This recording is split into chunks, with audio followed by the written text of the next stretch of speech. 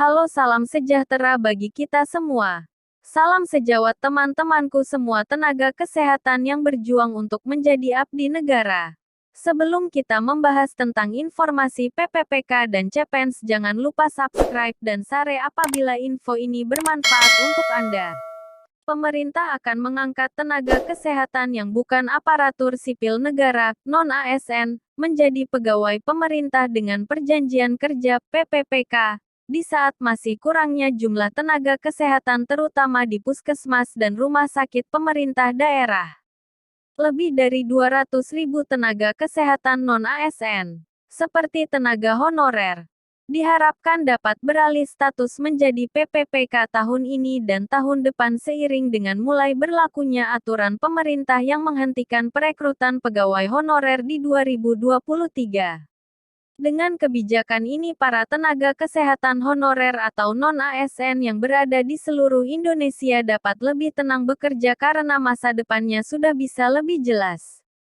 Ini merupakan salah satu program transformasi kesehatan di bidang sumber daya manusia di mana kami harus memastikan kecukupan tenaga kesehatan, kata Menteri Kesehatan Budi Gunadi Sadikin pada konferensi pers terkait kebijakan tenaga kesehatan non-ASN secara virtual di Jakarta, Jumat, 29/4.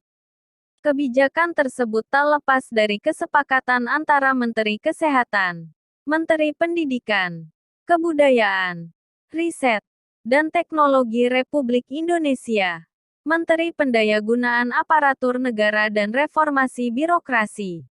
Tenaga kesehatan non-ASN yang akan beralih status antara lain tenaga kontrak honorer pemerintah provinsi dan kabupaten kota, kontrak honorer BLUD, kontrak dengan dak non-fisik BOK PTT dan sukarelawan yang bekerja pada fasilitas kesehatan milik pemerintah provinsi dan kabupaten kota yang selama ini didayagunakan untuk mengisi dan memenuhi kebutuhan pelayanan kesehatan di daerah.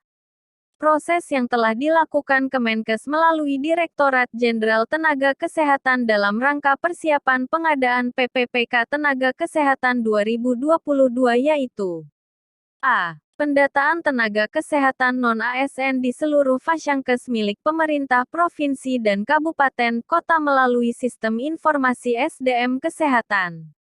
B. Secara paralel menunggu terbitnya Permenpan RB tentang pengadaan PPK Tenaga Kesehatan. Kementerian Kesehatan mempersiapkan petunjuk teknis bersama dengan Kemenpan RB, BKN, dan Kemendagri terkait kriteria afirmasi pengangkatan PPPK Tenaga Kesehatan 2022 sebagai acuan bagi pemerintah provinsi dan kabupaten kota. C. Kriteria tenaga kesehatan non-ASN yang diprioritaskan untuk formasi PPPK tahun 2022 adalah sebagai berikut. Termasuk dalam 30 jenis japfung kesehatan sesuai Perpres 38/2020. Bekerja pada fasilitas kesehatan milik pemerintah provinsi dan kabupaten kota dengan status non-ASN. Latar belakang pendidikan. Minimal D3 Kesehatan. Sudah terdata dalam SISDMK per tanggal 1 April tahun 2022. Memiliki STR aktif untuk jenis japfung kesehatan sesuai ketentuan dalam Kepmenpan RB 980/2021 dan SIP untuk yang bekerja di Fasyankes. Diusulkan oleh pemerintah provinsi dan kabupaten kota.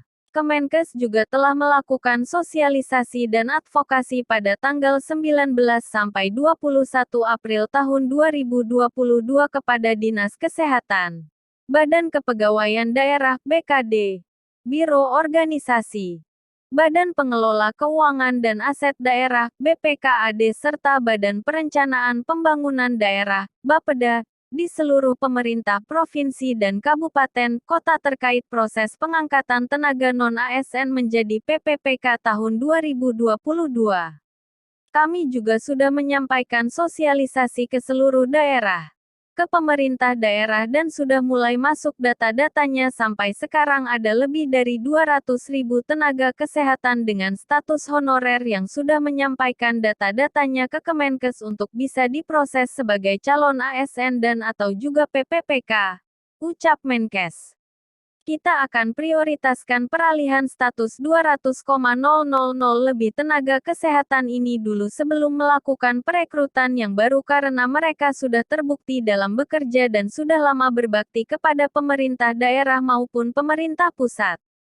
Mereka akan diprioritaskan untuk diformalkan menjadi PPPK. Tutur Menkes Budi.